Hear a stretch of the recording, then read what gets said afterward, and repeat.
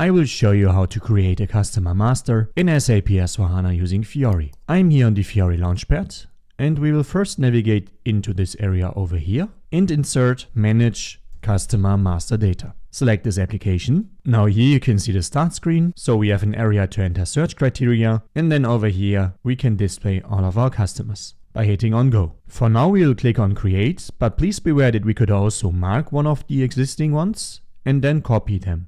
Okay, let's click on Create for now. We can choose either to create a person, so an individual person like you and me, or we can choose organization, which would be our customer or our vendor, in case this is a legal entity. We will choose the latter one for now. Now you can see this pop-up window over here occurred. We could enter a business partner number. However, this depends on the so-called business partner grouping. So the grouping decides about whether we need to choose the number ourselves or whether the system would provide us a number automatically upon saving the business partner. We will choose a standard grouping for now, so in this case the business partner number will be issued automatically. You can see the BP category, this is the one we chose. We can't change it. Then we can select the BP role, so let's actually utilize the search help.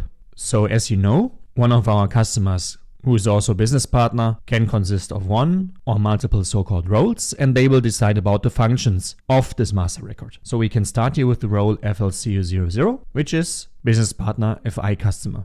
So with this role, we can display our financial data for the business partner and also store it. Then we have here the organization title, so for instance company, and then we must provide a name. And that's basically it. Over here we have address information, so we can provide the street as well as a house number, a city, a postal code and a country region. And then we can also insert sales data already, so our sales organization as well as distribution channel and division, a currency which would then be utilized in our transactions as default, as well as from the FI perspective a company code and a reconciliation account. And that's basically it. We can insert a language and then we can click on OK. Now you can see we are forwarded here to this overview screen where we have lots of different tabs. The basic data was already filled. We could complement it if necessary, but for now this is fine. Just be aware that over here you could also find the archiving flag in case you want to archive this business partner in future, or you could even insert a trading partner number in case you have an intercompany transaction. Also, please be aware that there are such downward pointing arrows where we can navigate here to the next area.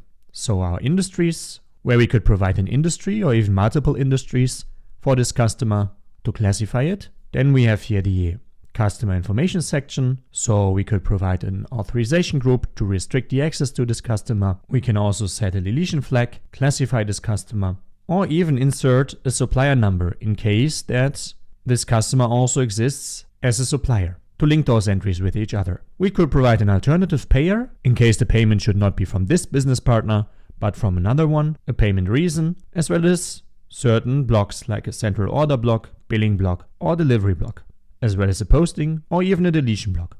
Then we have here the additional information section where we could provide amongst others a plant or even some specific tax data for certain countries. We have the additional customers section where we could now even state additional customers under this business partner. Then we have our address dependent information.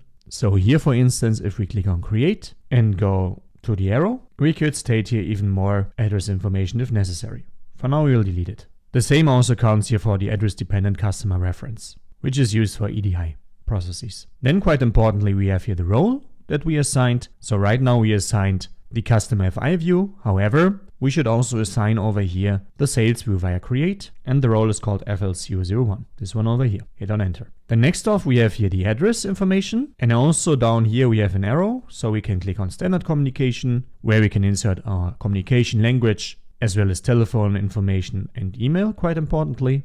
And also we have the address details where we can see amongst others the validity of our address. We have the bank account information, so here we can insert a bank account via create. Then we can, for instance, provide an ID, a bank key, as well as an account number. And we can even navigate here into the details and click on propose IBAN.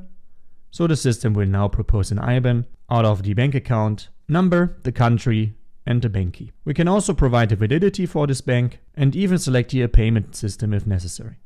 We can click on apply, and that's basically it. We can insert some payment cards in case that our customer pays, for instance, with a Visa card or MasterCard. Then we have here our identification. So here we can click on create, and then we can provide an identification type. This is defined in customizing. So for instance, the Duns & Bradstreet number, and then we insert a number, and that's basically it. This is also best practice, so if you are migrating your data from another system, you should store the old customer or vendor master number here in the identification numbers. Let's go further down. We have here the organizational data, where you could provide an international location number. Then we have the address dependent organizational data. So depending on the address, we could even insert here our location numbers. A section for text numbers. Let's actually click on create over here. Now here we choose the text category. So for instance, this one over here. And then we need to provide a text number. So for instance, this one over here. Please be aware that in standard, the system will check whether the form of the text number is correct. So the technical form, in this case here, a combination of characters and numbers and a certain length. However, the system will not check whether this text number actually exists in the world. This is only done with additional programs by SAP or third parties. Then we have here the address dependent text numbers that we could even set. And over here we have our sales areas. So as you can see, some information was already filled. We could even click here on one and copy it or create a new one with reference to an existing one. But for now, we will only complement the information. So we click on this arrow. Then you can see here our sales organization, distribution channel and division was filled. We could set different blocks, so an order block, delivery block or billing block. Then we have here some more sales area details like the sales district or a certain customer group. This is always used for reporting purposes. We have our shipping conditions that we must fill. So we sell immediately here an example. We can provide Incoterms as well as, quite importantly, our payment terms for the calculation of our net due dates. And if we go further down, we need to provide here a customer pricing procedure so that the right pricing procedure is derived later on when calculating our sales price. We have again address information, and we also have our tax codes for the calculation of taxes, as well as the partner functions. So here we could state, for instance, that we want a deviating payer for this customer, and so on and so forth. We have some additional data and even text that we could store, as well as attachments. For now, we will click on apply. Then we will go further down to the company code section.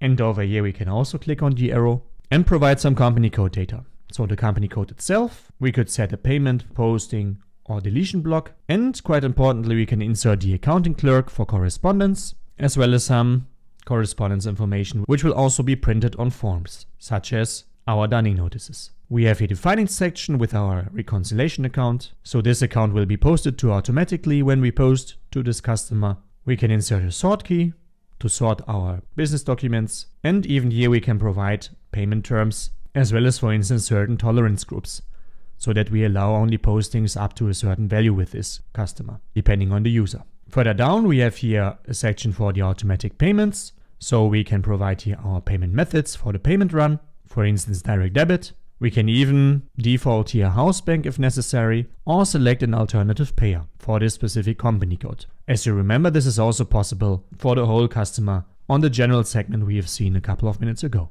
We could select clearing with vendor in case we have also this customer as a vendor stored in the system. But please be aware that therefore you must not only mark this over here, but also in the vendor master you would set the same indicator called clearing with customer. And you must also make sure to connect those two business partners via the number, which you've seen a couple of minutes ago. There was a field for the vendor number. The same also exists on the vendor side with a field for the customer number. So the clearing only works if both of those conditions are fulfilled. If you want to know more about clearing, I made a separate video about that. I will leave you the link in the description of this one. So make sure to check it out afterwards. We could even state that we want here individual payments for this customer. Then we have a section for withholding tax. However, this is mostly relevant for the vendor side. And quite importantly, we have the dunning procedure. So we can provide here a dunning procedure for this customer, meaning that this customer will be subject to dunning notices. Then we can provide here a dunning clerk and even a dunning recipient in case that not this customer here should be dunned, but for instance the headquarter of the customer.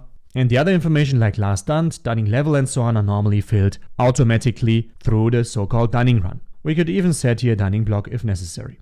Furthermore, we have here text and also attachments. Now we can click on apply. Next off, you can see here a section called text categories. where we can store more text categories, but this is only relevant for certain countries. Then we can provide text information as well as contact information. So in this case, a so-called contact person. A contact person in SAP S/4HANA Fiori and also GUI is another business partner. So one contact person could be the contact for multiple of our customers. We have a section for the unloading points with some subsections in case that our customer states a certain point where we should deliver the goods, then we would fill it over here, as well as the goods receiving hours. We have a classification section. So here we could even classify the customer according to different criteria, as long as those classes were defined in customizing before. And last but not least, we have over here an attachment section. That's basically it. We could now hit here on create to create a customer. This marks the end of the video. I hope you liked it. If so, then please subscribe to the channel and activate the bell. Also make sure to subscribe to my Patreon, where we have a community chat and where I post lots of informative blog posts about SAP. The link is in the bio of my channel. Thanks a lot and see you next time.